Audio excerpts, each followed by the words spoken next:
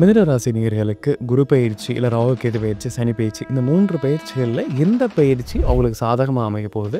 எந்த பயிற்சிக்கு பின் அவங்க வாழ்க்கையில வந்து ரொம்ப பாசிட்டிவா இருப்பாங்க? மத்த பயிற்சிகள் எல்லாமே என்ன மாரி பலன் தரும்? குரு பார்த்தீங்கன்னா ஜென்ம குரு. ஸோ இந்த பீரியடில் வந்து ராசிக்கே வந்துட்டு குரு வர்றதுனால அது அவ்வளோ ஒரு சாதகமான அமைப்பு கிடையாது. ஸோ பாசிட்டிவாக இருக்கிறதுன்னு பார்த்தா கேதுவும் சனியும் வந்துட்டு பாசிட்டிவாக இருக்கும். மிதுன ராசி நேயர்களுக்கு இந்த காலகட்டத்தில தொழில் செய்யக்கூடிய நபர்கள், ஒரு வேலையில இருக்கக்கூடிய நபர்கள், அப்படி இருக்கக்கூடிய நபர்களுக்கு எந்த பயிற்சி அவங்களுக்கு சாதகமா இருக்கு? ஸோ இப்போ மிதுன ராசியில் பார்த்தீங்க அப்படின்னா தொழில் செய்கிறவங்க இப்போ புதுசாக நான் ஒரு இது பண்ண போகிறேன், இல்லை எக்ஸ்பேண்ட் பண்ண போகிறேன், இல்லைனா புதுசாக வந்துட்டு ஒரு பிஸ்னஸ் தொடங்க போகிறேன் அப்படின்னா வந்துட்டு மே மிட்டுக்குள்ளே பண்ணிடுறது பெட்டர். ஸோ இப்போ வேலையில் இருக்கிற மிதுன ராசிக்காரங்க வந்துட்டு கவனமாக இருக்கணும் அப்படின்னா, மிதுன ராசியில இதுவரை திருமணமாகாத இருக்கக்கூடிய நபர்களுக்கு குழந்தை பாக்கியம் அப்படிங்கிறது இந்த காலகட்டத்தில எப்படி இருக்கு? எந்த பயிற்சி சாதகமா இருக்குங்க? இப்போது நீங்கள் பண்ணிட்டு ஆல்ரெடி ஒரு அலையன்ஸ் பார்த்துட்டீங்க அப்படின்னா வந்துட்டு மே மிட்டுக்கு முன்னாடி டேட்டை ஃபிக்ஸ் பண்ணிடுறது பெட்டர். அப்படி இல்லைன்னா அக்டோபருக்கு அப்புறமா வந்துட்டு பிளான் பண்ணிக்கிறது பெட்டர். ஜென்மகுருவாக அவர் சஞ்சரித்தாலுமே வந்துட்டு அவர் புத்திரஸ்தானம் 5வது இடத்தை பார்க்கறதுனால வந்துட்டு மிதுனராசி நபர்கள் இந்த வருடத்தில் எல்லாமே சிறப்பாக அமைவதற்கு எந்த கோயில் வழிபாடு செய்யணும்? எந்த பெயர்ச்சிக்கு பின் போகும்பொழுது ரொம்ப நல்லா இருக்கும்? ஸோ இப்போ மிதுன ராசிக்கு வந்துட்டு கண்டிப்பாக இந்த வருஷம் போக வேண்டிய கோயில் அப்படின்னு பார்த்தா முதல்ல ஆலங்குடியில் இருக்கிற ஆபத் சகாயேஸ்வரர் டெம்பிள். மிதுன ராசியில் இருக்கக்கூடிய நபர்களுக்கு உடல்நல பிரச்சனைகள் அப்படிங்கிறது தொடர்ந்து இருந்துகிட்டே இருக்கணும். அப்படி இந்த உடல்நல பிரச்சனைகள் இருக்கக்கூடிய நபர்களுக்கு இனி வரக்கூடிய பயிற்சிகள் ஏதேனும் வந்து சாதகமாக இருக்கா? ஸோ இப்போ ஹெல்த் இஷ்யூஸ் பார்த்தீங்கன்னா மிதுன ராசிக்கு மெயினாக வந்துட்டு ஏதாவது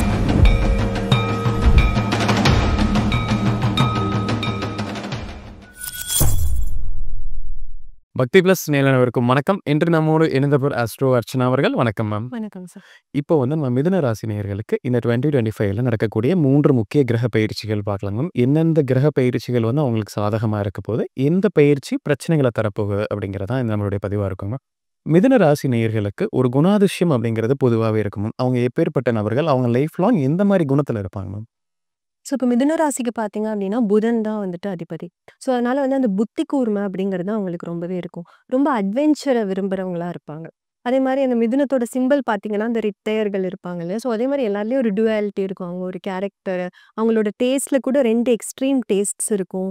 2 டைப் ஆஃப் எஜுகேஷன் பண்ணுவாங்க, 2 ஃபீல்டில் இருப்பாங்க, 2 type of business, 2 type of income, அந்த மாதிரி எல்லாத்துலேயுமே ஒரு ரெட்டத்தன்மை இருக்கும். அவங்க கேரக்டருமே அவ்வளோ சீக்கிரம் புரியாது. உள்ள ஒரு கேரக்டர் இருக்கும், வெளியில் ஒரு கேரக்டர் இருக்கும். ஃபுல்லாக எல்லாராலையும் புரிஞ்சுக்க முடியாத மாதிரி ஒரு கேரக்டர் வந்து இருப்பாங்க. நல்ல அடாப்டபிலிட்டி இருக்கும், ஃப்ளெக்சிபிலிட்டி இருக்கும். சுற்றி இருக்கிற ஒரு சிச்சுவேஷனுக்கு ஏற்ற மாதிரி ஈஸியாக அடாப்ட் பண்ணிப்பாங்க. இப்போ புதுசாக ஒரு டெக்னாலஜி வருது அப்படின்னா வந்துட்டு கொஞ்சம் ஏஜ் அதிகமாக இருக்கிறவங்க கூட ஈஸியாக அதை வந்து அடாப்ட் பண்ணிட்டு கற்றுட்டு நான் இது பண்ணுறேன் அப்படின்ற மாதிரி பண்ணுவாங்க. அண்ட் ஆல்சோ லவ் ரிலேஷன்ஷிப் கண்டிப்பாக இருக்கும். பா இருந்திருக்கும், இல்லைனா வந்துட்டு லவ் மேரேஜ் பண்ணியிருக்கலாம், இல்லைனா கண்டிப்பாக லைஃப்பில் ஒரு டைமாவது சீரியஸ் ஒரு லவ் ரிலேஷன்ஷிப்பில் கண்டிப்பாக விழுந்திருப்பாங்க அவங்க. மிதுன ராசி நேயர்களுக்கு குரு பயிற்சி, இல்ல ராகு கேது பயிற்சி, சனி பயிற்சி இந்த 3 பயிற்சிகள்ல எந்த பயிற்சி அவங்களுக்கு சாதகமா அமைய போகுது? எந்த பயிற்சிக்கு பின் அவங்க வாழ்க்கையில வந்து ரொம்ப பாசிட்டிவா இருப்பாங்க? மத்த பயிற்சிகள் எல்லாமே என்ன மாரி பலன் தரும்? ஸோ இப்போ மிதுன ராசிக்கு பார்த்தீங்கன்னா கேது பயிற்சி மே மிட்டுக்கு அப்புறமா வர கேது பயிற்சி நல்ல பாசிட்டிவாக இருக்குது. 3வது இடத்துக்கு போகிறாரு. ஸோ அது வந்து ஒரு நல்ல ஒரு லாபகரமான ஒரு அமைப்பு. அதே மாதிரி சனி வந்து 10வது இடத்துக்கு வராரு. ஸோ அது வந்துட்டு ஒரு கர்மஸ்தானம், கர்மஸ்தானத்தில் ஒரு பாவி அப்படிங்கிற ஒரு அசுப கிரகம் இருக்கிறது ஒரு நல்ல அமைப்பு தான். ஆனால் வந்து குரு பார்த்தீங்கன்னா ஜென்ம குரு. ஸோ இந்த பீரியடில் வந்து ராசிக்கே வந்துட்டு குரு வர்றதுனால அது அவ்வளோ ஒரு சாதகமான அமைப்பு கிடையாது. ஸோ பாசிட்டிவாக இருக்கிறதுன்னு பார்த்தா கேதுவும் சனியும் வந்துட்டு பாசிட்டிவாக இருக்கு. மிதுன ராசி நேயர்களுக்கு இந்த காலகட்டத்தில தொழில் செய்யக்கூடிய நபர்கள் எந்த பயிற்சிக்கு பின் தொழில்ல வந்து ஒரு முன்னேற்றம் அப்படிங்கிறது இருக்கும்? எந்த பயிற்சிக்கு பின் ஒரு முதலீடோ, ஒரு லோன் வாங்குறவங்களாகட்டும், நான் ஒரு புது பிரான்ச் தொடங்க போறேன், எல்லாருமே எந்த பயிற்சி வரைக்கும் வெயிட் பண்ணணும்? இல்ல எந்த காலகட்டத்திற்குள்ள அத நடத்தணும்? ஸோ இப்போ மிதுன ராசியில் பார்த்தீங்க அப்படின்னா தொழில் செய்கிறவங்க இப்போ புதுசாக நான் ஒரு இது பண்ண போகிறேன், இல்லை எக்ஸ்பேண்ட் பண்ண போகிறேன், இல்லைனா புதுசாக வந்துட்டு ஒரு பிஸ்னஸ் தொடங்க போகிறேன் அப்படின்னா வந்துட்டு மே மிட்டுக்குள்ளே பண்ணிடுறது பெட்டர். ஏன்னா வந்து அதுக்கப்புறமா ஜென்மகுரு பீரியட் வந்துடும். ஸோ ரொம்ப அலைச்சல்கள் இருக்கும். ஒரு சின்ன அப்ரூவல், இப்போ நீங்கள் ஏதாவது ஒரு புது ப்ராடக்ட் லான்ச் பண்ணுறீங்க, இல்லை புது விஷயம் பண்ணுறீங்க, அதுக்கு ஒரு அப்ரூவல் வேணும்னா அதுக்கு ரொம்ப அலைய வேண்டியிருக்கும். ஒரு எஃபர்ட்டில் ஒரு இதில் முடிகிற வேலை வந்துட்டு 4 டைம் வந்துட்டு பேக் அண்ட் ஃபோர்த் போயிட்டு வந்துட்டு அப்புறம் முடிகிற மாதிரி இருக்கும். அதே மாதிரி நீங்கள் ஏதாவது ஒரு கிளைண்ட்ஸ் கிட்ட ஒரு கலெக்ஷனுக்கு போனீங்கன்னா கூட சம்டைம்ஸ் செக் டிஸார்டர் ஆகிறதுக்கு சான்சஸ் இருக்குது. அண்ட் நிறைய அலைச்சல்களை கொடுக்குற மாதிரி ஒரு பீரியட். ஸோ மே மிட்டுக்குள்ளே பண்ணிடுங்க. அப்படி இல்லைனா அக்டோபர் டு டிசம்பர் வரைக்கும் கொஞ்சம் வெயிட் பண்ணுங்க. அக்டோபர் வரைக்கும் வெயிட் பண்ணிட்டு அதுக்கப்புறமா வந்துட்டு ஸ்டார்ட் பண்ணுறது பெட்டர்.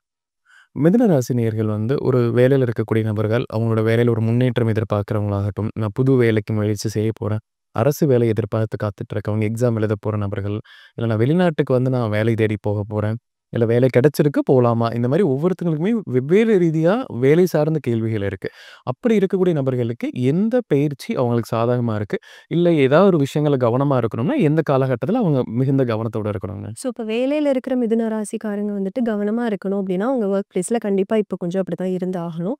ஏன்னா, ஜென்ம குரு அப்படிங்கிறதுனால வந்துட்டு ரொம்ப ஃப்ரஸ்ட்ரேஷன் ஒர்க்ல வரதான் செய்யும். நெறைய ஃபால்ஸ் பிரஷர் மேல ஹையர் அஃபிஷியல்ஸ் கிட்டேருந்து வரதான் செய்யும். அண்ட் ஆல்சோ ப்ரமோஷன்ல ஒரு சில டிலேஸையும் எக்ஸ்பெக்ட் பண்ணலாம். பட் ஆனா, இவ்ளோ நாள் டியூவா வெயிட் பண்ணிட்டு இருக்கிற அந்த இன்கிரிமெண்ட் அந்த விஷயங்கள்லாம் இதுவாயிடும். அதே மாரி இப்போ ஒரு டிபார்ட்மெண்ட் எக்ஸாம் நான் எழுதியிருக்கேன். கிளியர் பண்ணி தான் நான் அடுத்த லெவலுக்கு போணும் அப்டின்னா, அந்த விஷயங்கள் எல்லாம் வந்துட்டு த்ரூ ஆயிடும். பட் ஆனா நல்ல பிரஷர் இருக்கும். ஒர்க்ல வந்துட்டு ஒர்க் பிரஷர் அப்படிங்கிறது வந்துட்டு உங்களால டாலரேட் பண்ண முடியாத அளவுக்கு கொஞ்சம் ஜாஸ்தியாவே இருக்கும். இப்ப ஏதாவது மார்க்கெட்டிங் ஃபீல்ட்ல இருக்கிறவங்களுக்குலாம் டார்கெட் வந்துட்டு ரொம்ப ஜாஸ்தியா இருக்கும். இவ்வளோ நாள் உங்களால அச்சீவ் பண்ண முடிஞ்சிருக்கும். இப்ப வந்துட்டு கொஞ்சம் வந்துட்டு கஷ்டமா இருக்கும். அந்த டார்கெட்ட ரீச் பண்றதுக்கு. போட்டிகள் வந்துட்டு அதிகமா இருக்கும் ஒர்க் பிளேஸ்ல. ஸோ கொஞ்சம் சகிப்பு தன்மையோட இருந்து இந்த காலகட்டத்த கடந்து வரணும். மிதுன ராசியில இதுவரை திருமணம் ஆகாத இருக்கக்கூடிய நபர்களுக்கு திருமண யோகம் அப்படிங்கிறது இந்த காலகட்டத்தில எப்படி இருக்கு? எந்த பயிற்சிக்கு பின் திருமணம் வரன் பார்ப்பதாகட்டும், இல்ல ஏதோ ஒரு வரன் வந்திருக்கு. நாங்க அடுத்த கட்டத்துக்கு முயற்சி பண்ணணும் அப்படின்னு சொல்லக்கூடிய நபர்களுக்கு எந்த பயிற்சி சாதகமா இருக்குங்க? ஸோ இந்த பீரியட்ல பார்த்தீங்கன்னா, மிதுன ராசிக்கு குரு ஜென்ம குருவா ராசியிலேயே வந்துட்டு சஞ்சரிக்கிறாரு. அவர் வந்து பார்க்குறாரு களத்திர ஸ்தானத்து 7வது இடத்துல. ஸோ அது வந்து ஒரு பொதுவான அமைப்பு தான். ஜோதிட விதிப்படி பார்த்தா. பட் ஆனா, இது வந்துட்டு உபயராசி அப்படிங்கிறதுனால 7வது இடம் வந்து பாதகாதிபதி. ஸோ அதனால அதோட ஃபுல் எஃபெக்ட் அவரால குடுக்க முடிய மாட்டேங்குது. ஸோ அதனால வந்துட்டு கொஞ்சம் டிலேஸ் ஆறதுக்கான சான்சஸ் இருக்கு. இப்போ நீங்க பண்ணிட்டு ஆல்ரெடி ஒரு அலையன்ஸ் பார்த்துட்டீங்க அப்படின்னா வந்துட்டு மே மிட்டுக்கு முன்னாடி டேட்ட ஃபிக்ஸ் பண்ணிடுறது பெட்டர். அப்படி இல்லன்னா அக்டோபருக்கு அப்புறமா வந்துட்டு பிளான் பண்ணிக்கிறது பெட்டர். ஏன்னா அந்த மே டூ அக்டோபர் பீரியட் வந்துட்டு அவ்ளோ சாதகமா இருக்கிறதுக்கான சான்சஸ் இல்ல. ஸோ அதனால எவ்ளோ சீக்கிரம் முடியுமோ அத ஃபிக்ஸ் பண்ணி முடிச்சிடுறது பெட்டர். மிதுன ராசியில பிறந்தவங்களுக்கு குழந்தை பாக்கியம் அப்படிங்கிறது இந்த காலகட்டத்தில எப்படி இருக்கு? அவங்களுக்கு குழந்தை கிடைப்பதற்கான வாய்ப்புகள் எந்த அளவு இருக்குங்க? ஸோ மிதுன ராசிக்கு பார்த்தீங்கன்னா, குரு பெயர்ச்சி வந்துட்டு நல்லாயிருக்கு. ஸோ குரு பெயர்ச்சி நல்லாயிருக்கு இன் த சென்ஸ் குழந்தை விஷயத்த பொறுத்தவரைக்கும் நல்லாயிருக்கு. ஜென்ம குருவா அவர் சஞ்சரிச்சாலுமே வந்துட்டு, அவர் புத்திரஸ்தானம் 5வது இடத்த பார்க்கறதுனால வந்துட்டு, இவ்ளோ நாள் வந்துட்டு இப்போ நெறைய பேருக்கு வந்துட்டு இந்த மிஸ்கேரேஜ் அந்த மாரி நடந்திருக்கும். நேச்சுரல் கன்செப்ஷன் வந்திருந்தாலுமே அது தங்கியிருக்காது. அந்த பிரச்சனைகள்லாம் இருந்திருக்கும். ஸோ அந்த மாதிரிலாம் இல்லாம, அந்த அபார்ஷன்ஸ்லாம் குறைஞ்சு நல்ல ஒரு ஹெல்த்தி பிரெக்னன்சியோட ஹெல்த்தி பேபி டெலிவர் ஆறதுக்கான சான்சஸ் இருக்கு. அதே மாரி ட்ரீட்மெண்ட்டுக்கு போறேன். இவ்ளோ நாள் நாங்க ட்ரை பண்ணிட்டோம். Is it the right time to get into ட்ரீட்மெண்ட்னா தாராளமா போலாம். மே மிட்டுக்கு முன்னாடி ஸ்டார்ட் பண்ணீங்கனாலும் ரொம்பவே நல்லது. நீங்க அதுக்கப்புறம் போனாலுமே குழந்தை விஷயத்துல எந்த பாதிப்பும் இருக்காது. நல்ல ஒரு பாசிட்டிவ் அவுட்கம் வரதுக்கான சான்சஸ் நெறையவே இருக்கு. மிதுன ராசியில நீண்ட நாட்களாவே நான் கடன் பிரச்சனையில இருக்கேன். நான் அஷ்டம சனி இருந்த காலத்தில வாங்குன கடன் இன்னுமே எனக்கு தொடர்ந்துட்டு இருக்குன்னு சொல்லக்கூடிய நபர்கள் நிறைய பேர் இருக்காங்க. அப்படி இந்த கடன் அப்படிங்கிறது இனி எந்த காலகட்டத்தில அந்த கடன் வந்து குறைவதற்கான வாய்ப்பு இருக்கு? ஏதேனும் பெயர்ச்சிகள் பின் கடன் குறைவதற்கான யோகம் அப்படிங்கிறது இருக்காங்க? ஸோ, இப்ப மிதுன ராசிக்கு பார்த்தீங்கன்னா வந்துட்டு 10வது இடம் அதாவது பாக்கியஸ்தானத்துல வந்துட்டு உங்களுக்கு ஒரு கர்மஸ்தானத்துல வந்துட்டு சனி இருக்காரு. ஸோ, அவர் வந்துட்டு நல்ல ஃபினான்ஷியல் கெயின்ஸ வந்துட்டு உங்களுக்கு குடுப்பாரு. அதாவது போதுமான அளவுக்கு உங்கள கடன் அடைச்சு ஒரு கம்ஃபர்டபிள் லிவிங்க்கு ஏத்த மாதிரியான ஒரு இது வந்துட்டு குடுக்க தான் போறாரு. ஸோ, நீங்க அத வந்துட்டு கரெக்ட்டா யூட்டிலைஸ் பண்ணிட்டு, இருக்கிற கடன்கள முதல்ல அடைச்சுருங்க. புது கடன் வாங்குறத அவாய்ட் பண்ணிக்கிறது நல்லது. எஸ்பெஷலி தொழில்ல நான் போடுறதுக்கு முதலீடு போடுறதுக்காக ஒரு கடன் வாங்குறேன், இல்ல ஒரு லோன் வாங்குறேன் அப்படிங்கிற விஷயத்துல இப்ப இறங்க வேண்டாம். முதல்ல வந்துட்டு இருக்கிற கடன ஃபோக்கஸ் பண்ணி, சனியோட ஹெல்ப்போட அத ஃபர்ஸ்ட்டு அடைச்சிடுறது ரொம்பவே பெட்டரான விஷயம். மிதுன ராசியில இருக்கக்கூடிய நபர்களுக்கு உடல்நல பிரச்சனைகள் அப்படிங்கிறது தொடர்ந்து இருந்துட்டே இருக்குங்க. அப்படி இந்த உடல்நல பிரச்சனைகள் இருக்கக்கூடிய நபர்களுக்கு இனி வரக்கூடிய பயிற்சிகள் ஏதேனும் வந்து சாதகமா இருக்கா? இல்ல இதுக்கப்புறம் சில விஷயங்கள் உருவாகும் அப்படின்னா, எந்த மாரி உடல்நல பிரச்சனைகள் ஏற்படுறதுக்கான வாய்ப்புகளுமே இருக்குங்க? ஸோ, இப்போ ஹெல்த் இஷ்யூஸ் பார்த்தீங்கன்னா, மிதுன ராசிக்கு மெயினா வந்துட்டு ஏதாவது ஸ்கின் அலர்ஜீஸ் அந்த மாரி, ஒரு ஸ்கின் ரேஷ், டெர்மடைட்டிஸ் அந்த மாரி, சில பேருக்கு முடி கொட்டுற மாரி ப்ராப்ளம் கூட வரதுக்கான சான்சஸ் இருக்கு. ஸோ, இப்போ புதுசா ஏதாவது ஒரு ஸ்கின் கேர் ப்ராடக்ட் நான் யூஸ் பண்ண போறேன், அந்த மாரி விஷயங்கள்லாம் கொஞ்சம் அவாய்ட் பண்ணிக்கிறது நல்லது. அண்ட் ஆல்சோ வந்துட்டு விமென்க்கு வந்து யூட்ரஸ் சம்மந்தப்பட்ட ஹெல்த் இஷ்யூஸ் வரதுக்கான சான்சஸ் இருக்கு. ஸோ, ஒரு மெடிக்கல் செக்கப் பண்ணிக்கிறது வந்துட்டு பெட்டர். பட் எதுவுமே சீரியஸ் கிடையாது. எல்லாமே வந்துட்டு மெடிக்கல் ஹெல்ப்போட ஈஸியா ட்ரீட்டபிள் தான். ஸோ, கொஞ்சம் ஹெல்த்ல வந்து கவனமா இருந்துக்கிறது நல்ல விஷயம். மிதுன ராசியில இருக்கக்கூடிய நபர்களுக்கு கோர்ட் கேஸ் பிரச்சனைகள் இருக்கு. எனக்கு ஒரு சொத்துல வந்து நான் வாங்குனதுக்கு அப்புறம் தான் தெரிஞ்சது, இது ஒரு வில்லங்கம் இருக்கு அப்படிங்கிறவங்களாகட்டும், எனக்கு பூர்வீக சொத்து வந்து எனக்கு கிடைக்கக்கூடிய சொத்துமே இன்னும் கிடைக்கல அப்படிங்கிறவங்க, கண்டிப்பா இந்த அஷ்டம சனி காலகட்டத்தில இன்னுமே பிரச்சனைகள் பெரிதா இருக்கும். ஸோ இனிமேல் வரக்கூடிய காலகட்டத்தில அந்த பிரச்சனை குறைவதற்கான வாய்ப்பு இருக்கா? ஏதேனும் சாதகமான தீர்ப்பு வரக்கான வாய்ப்பு இருக்காங்க? ஸோ, இப்போ மிதுன ராசியில வந்துட்டு கோர்ட் கேஸ் இருக்கிறவங்களுக்கு வந்துட்டு சாதகமான தீர்ப்பு வரதுக்கான சான்சஸ் இருக்கு. பட் கொஞ்சம் டிலேடா தான் அது நடக்கும். இப்போ இந்த இயர் முடியுமா அப்படின்னு கேட்டா, ஒரு இழுபறிக்கு அப்புறமா தான் முடியும். மோஸ்ட்லி நெக்ஸ்ட் இயர் வரை இழுத்து முடிஞ்சிரும். புது கேஸ் எதுவும் வரதுக்கான வாய்ப்புகள் கிடையாது. ஸோ, இருக்கிற கேஸ் வந்துட்டு கொஞ்சம் இழுபறிக்கு அப்புறமா சாதகமா முடிவுக்கு வரும். மிதுனராசி நபர்கள் இந்த வருடத்துல எல்லாமே சிறப்பா அமைவதற்கு எந்த கோயில் வழிபாடு செய்யணும்? எந்த பெயர்ச்சிக்கு பின் போகும்பொழுது ரொம்ப நல்லா இருக்கும்? ஸோ, இப்போ மிதுன ராசிக்கு வந்துட்டு கண்டிப்பா இந்த வருஷம் போக வேண்டிய கோயில் அப்படின்னு பார்த்தா, முதல்ல ஆலங்குடியில இருக்கிற ஆபத் சகாயேஸ்வரர் டெம்பிள்.